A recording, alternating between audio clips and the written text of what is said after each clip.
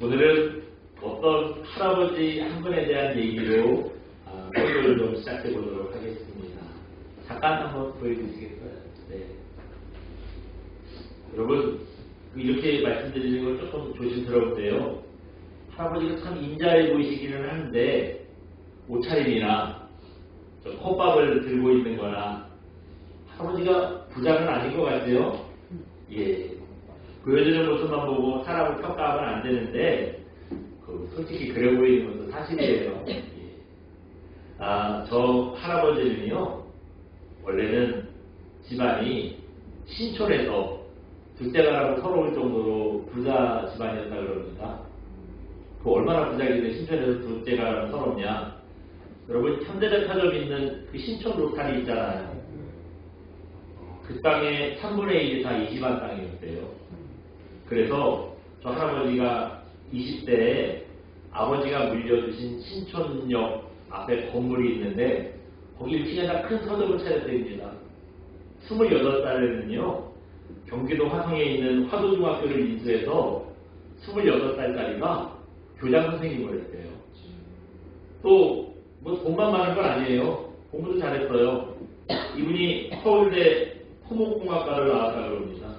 그래서 자기 전공을 살려가지고요 건설회사를 하나 인수했대요. 그래서 강원도 쪽에 있는 토목건설, 강원도 쪽에 도로공사는요 그 회사가 도맡아서 했대요. 그러다가 1983년에 이분이 서교동에 호텔을 하나 짓습니다. 서교동에 있던 호텔 뭐죠? 네, 저분이 서교 때 사장이셨어요. 네, 이 장사가 너무 잘 됐대요. 호텔이 뭐 장사가 너무 잘 돼서 이번에는 신촌 로타리에다가 자기 땅에다가 백화점을 하나 지었어요. 그게 뭐죠?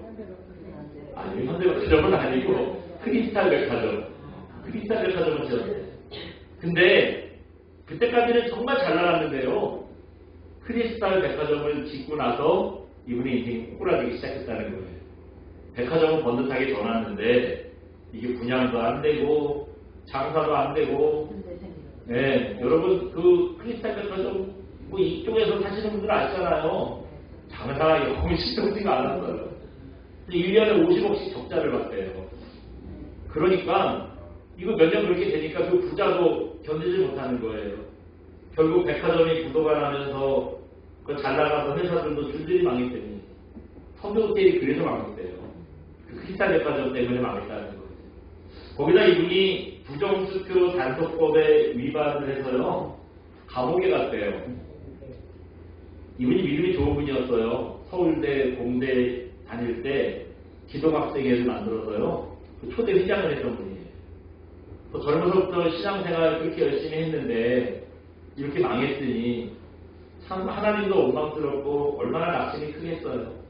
깜빵에 앉아가지고 그냥 풀이 죽어서 낙심하고 있는데 하나님께서 마음속에 이렇게 말씀하시는 것 같아요. 호텔 사랑할 때는 편안하게 살더니 마음도 그만큼 평안하더냐.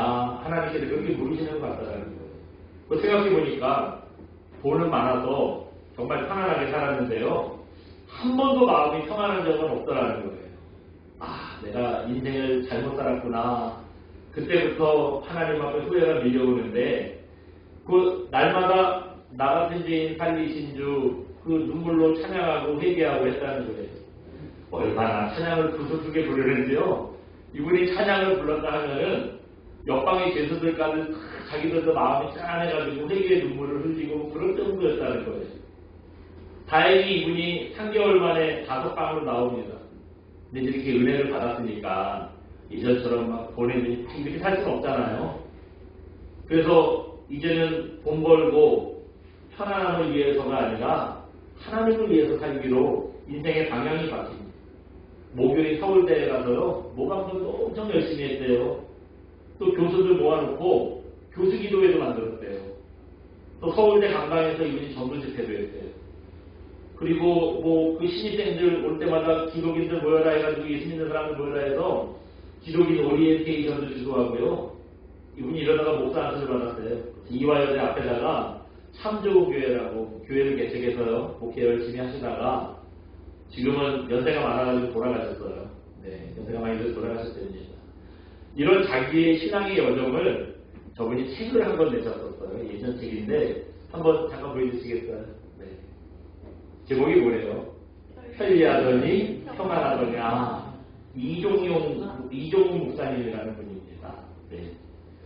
이렇게 이제 뭐 얘기하면은 세상 사람들이 어떻게 받아들일까요?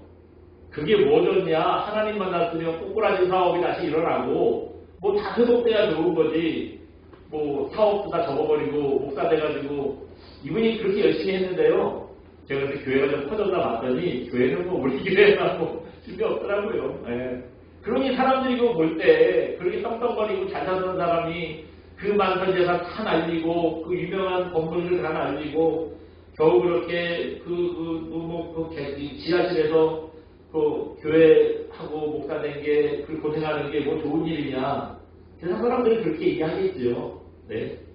근데 우리 믿음의 사람들은 세상을 보는 기준이 다르잖아요. 이 목사님이 돈으로 세상을 편리하게 살던 것보다 주님과 동행하는 삶을 선택한 것처럼 고난을 통해서요. 또 하나님을 만나고 하나님과 동행하는 삶을 귀한 것으로 아는 것으로 변화되는 것. 이게 얼마나 또 우리에게 값진 일입니까? 이게 얼마나 가치 있는 일이에요.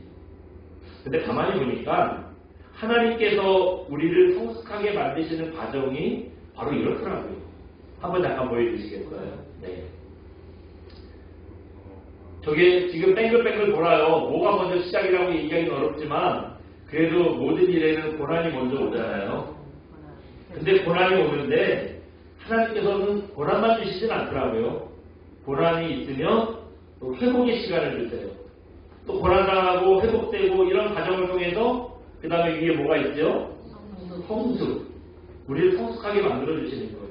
또 그러다가 얘가 이제 늘 신앙이 고만고만해서 한 단계 다시 성숙시키려면 대부분 어떻게 하시냐 하면 다시 고난을 주세요. 또 고난 중에 회복을 주세요. 또 이것을 통해서 다시 또 성숙하게 해주시는 거예요. 이게 계속 반복되는 게 하나님께서 우리를 성숙하게 만드시는 과정인 거죠. 오늘 본문도 보시면 이런 성숙의 과정을 생각하게 하는데요.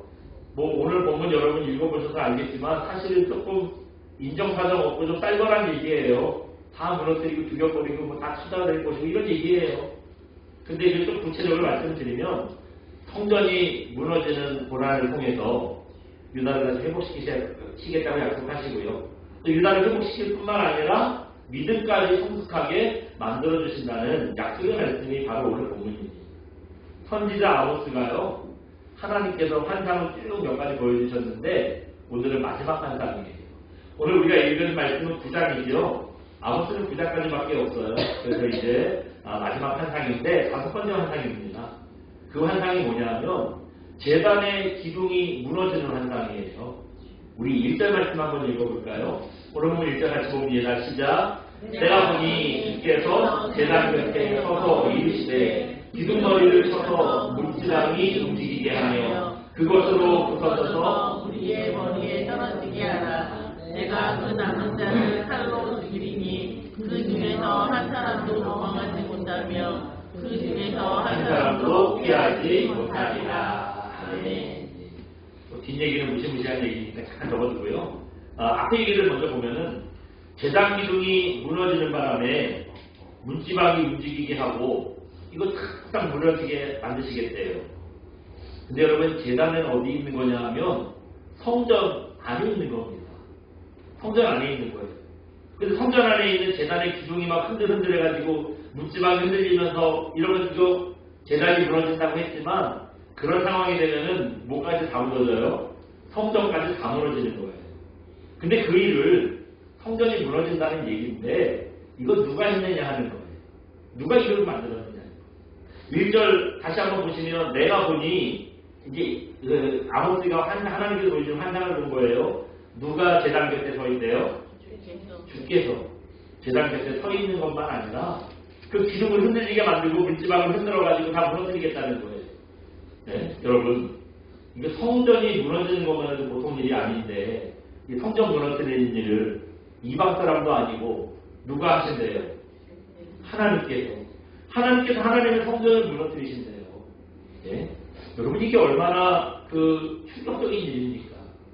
찾아보니까 벌써 2008년이더라고요. 몇 년 전이지? 2008년이면은 한 5, 6년 되는 얘기인가요? 네. 여러분 남대문 화재 사건 기억하시죠? 어떤 정신 나간 사람이 자기 땅 보상 조금 해줬다고 홧김에 남대문에 불을 질러버린 거예요.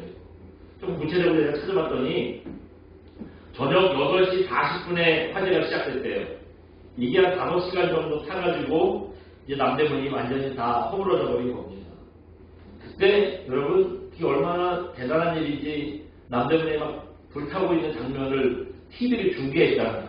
우리 다 봤잖아요. 온 국민이 어떻게 할 수 없어서 막 발을 동동 굴리고 너무 안타까워하고 어떤 사람들은 막 너무 안타까워 밥 먹다 말고 막 너무 밥 먹을 시간인데 그 남대문에 뛰어나는 사람들 많았잖아요. 가서 막 저거 어떡하냐 그 앞에 가서 다 하는 생각을 했잖아요.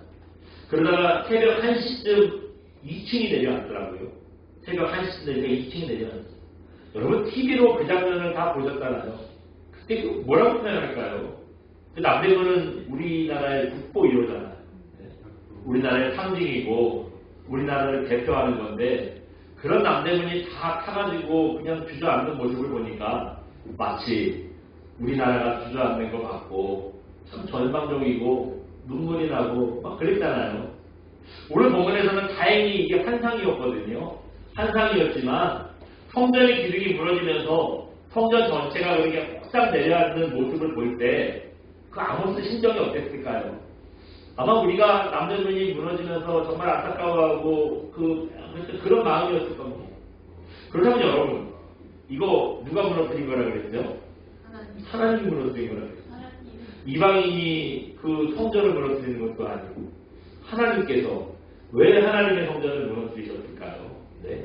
하나님께서 왜 이런 일을 하셨을까요? 무너진 것도 세우시는 게 하나님이신데 왜 하나님이 이걸 무너뜨려야 하는 거예요? 그거 괜히 그런 건 아니고요. 이유가 있는 겁니다. 한번 그 이유를 잠깐 보여주시겠어요? 네. 같이 한번 읽어봅니다. 성전이 무너져야 하나님께서 성전이 아니라 이 세상 어디나 계신다는 것을 알게 됩니다. 왜 무너뜨리셨대요? 이 성전이 무너져야 하나님께서 이 세상 어디나 다 계시다는 걸 사람들이 그걸 안다는 거예요. 그전까지 사람들은 하나님께서 여기에만 계신 줄 알았대요. 어디냐 한번 잠깐 보여주시겠어요? 네. 예. 이 사진도 여러 번 보여드렸죠? 저거는 성전의 내부입니다. 저 위에 이제 천막 같은 게 있고 이제 그런 거고요. 저 안에 방이 저렇게 있는 거예요. 성전 안에 들어가면은 여기 보시면 3분의 2쯤 되는 큰 방이 있고요. 이거를 성소라고 얘기해요. 그 뒤에 3분의 1만큼 조그만 방이 있죠. 이거는 지성소라고 해요. 하나님께서 그 성전 중에서도 요 지성소 그리고 특히 지성소 안에도 여기 보면은 이게 법궤라는 거거든요. 이 법궤에 여기에 이제 계신다고 생각을 한 거예요. 저 법궤 사진 잠깐 조금 확대해 보여드릴게요. 한번 보여주세요. 예. 저게 이제 법궤거든요. 이게 손잡이라 4명이 둘러매고 움직일 때는 움직이고 이제 그 다음에는 저 지성소에 모셔놓는 겁니다. 그런데 오늘은 이 법궤 중에서도요, 이 뚜껑이 중요해요. 여기 뚜껑이 중요합니다. 뚜껑에 보시면 천사들이 날개를 이렇게 펴고 뭔가 이제 아치같이 만들어놨어요. 이름이 뭐래요? 네. 이게 뚜껑에 이름도 있어요. 시은자. 그 법궤 뚜껑인데 천사가 날개로 덮은 장식도 그렇고 시은자라는 거룩한 이름이 있는 것도 그렇고 저게 보통 건 아닌 것 같아요. 시은자의 뜻이 뭐냐면요, 저 써있는 대로 베풀시 은혜은 자리다. 그러니까 은혜를 베푸는 자리라는 뜻이에요. 그래서 그 하나님께서 지성소 중에서도요, 저 시은자에 임하신다. 이스라엘 사람들이 그렇게 생각했다는 거예요. 그래서 하나님께서 어디 계시냐? 하나님께서는 성전 안에 계시고 성전 안에서도 지성소에 계시고 지성소 안에서도 저 시은자에 계신다. 이렇게 생각을 했다는 겁니다. 여러분 만약에 하나님께서 지성소에만 계신다면 지금 생각하면 우리가 신앙생활에 참 힘들었을 거예요. 왜냐하면 하나님께서 시은자에만 계신다면서요. 그럼 우리가 하나님을 뵈러 어디로 가야 돼요? 가야죠. 지성소 가야죠. 저거 지성소가 근데 어디 있어요? 네? 매주는 못 가더라도 1년 내내 적금을 부어가지고요. 1년에 한 번씩은 가야죠. 예루살렘 가서 그 성전 가서 지성소 앞에서 하나님 앞에 예배를 드려야 되지 않겠습니까? 그러면 아마 전 세계 사람들, 예수 믿는 사람들이 막 다글라고 몰려올 거예요. 예루살렘 막 난리 날 겁니다. 또 여러분 이스라엘이 좀 멀어요. 비용이 만만치 않아요. 그것도 아닙니다. 무엇보다도 우리가 신앙생활하다 보면 하나님을 아무 때나 만나고 싶었잖아요. 좀 급하게 하나님을 찾고 싶을 때가 있잖아요. 근데 못 만나. 그럴 때 하나님을 찾을 수가 없어요. 예루살렘까지 가야만 하나님을 찾을 수가 있는 거예요. 그러면 우리가 신앙생활하기 얼마나 답답하겠어요. 막 펄펄하고 답답한 마음 하나님 앞에 쏟아놓을 수도 없고 이 신앙생활하기 얼마나 어렵겠습니까? 그런데 하나님께서 성전을 무너뜨리는 환상을 통해서요. 하나님은 그 성전 안에만 머무는 분이 아니라는 걸 가르쳐 주시는 거예요. 여러분 하나님께서 언제 뭐 성전 안에만 계셨던가요? 성경 보세요.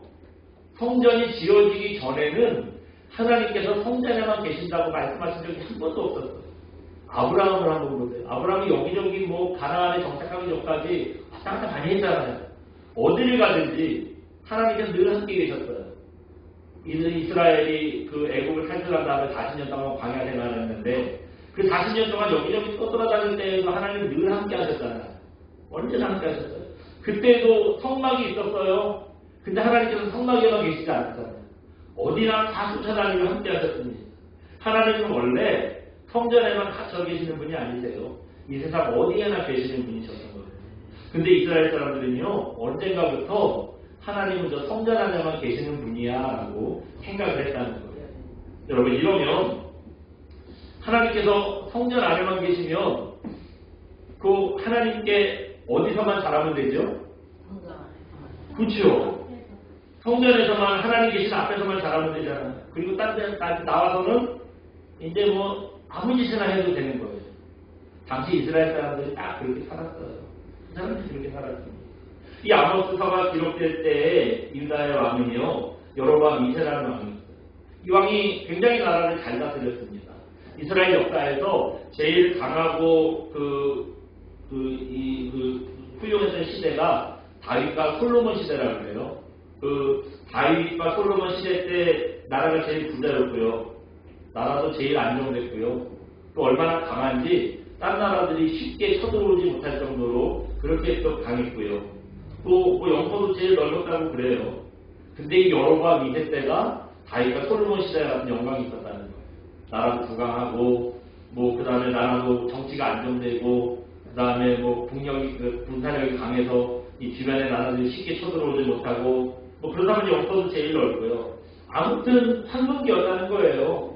그런데 이렇게 걱정 없이 먹고 살만하니까 또 여러분 한편으로 어떤 일이 나죠?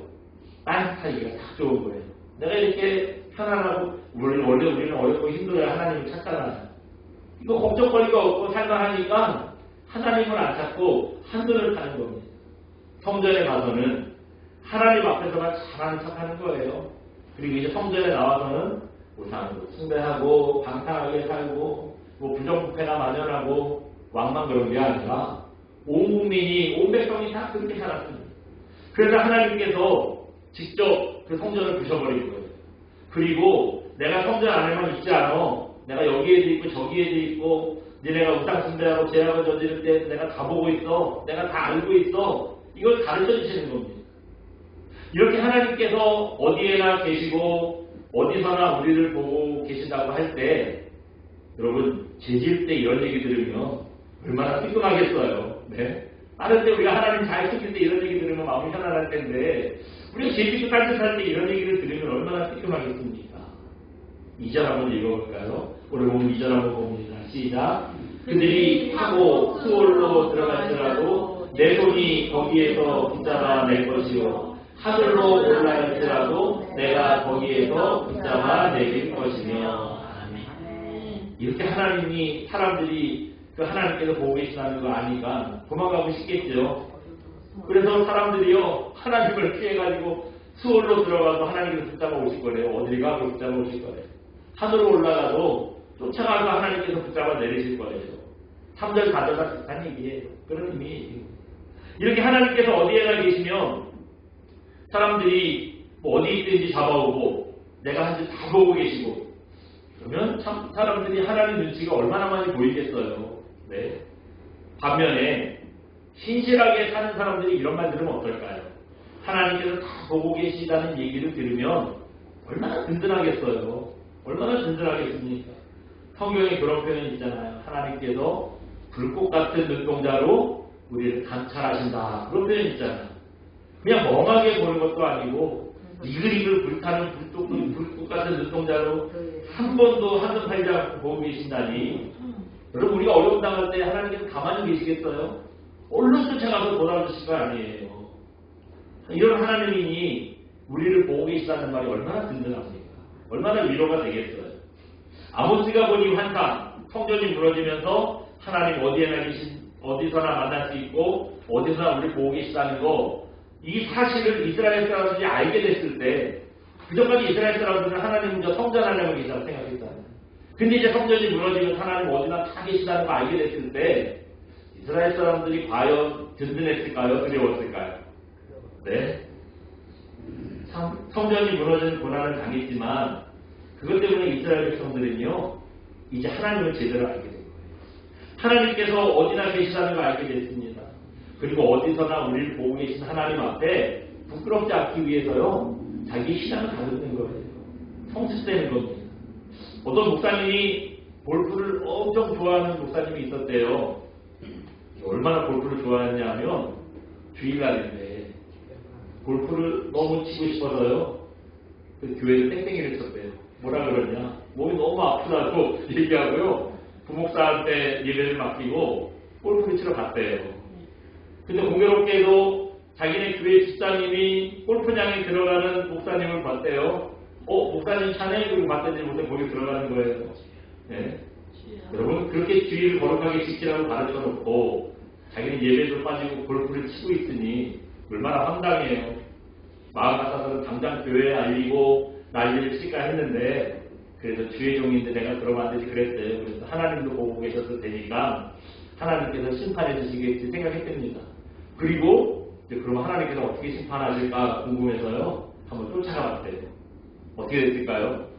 골프채를 드는 순간 하늘에서 번개가 쳤을까요? 아니면 쫓아다니다가 넘어져서 다리가 부러졌을까요?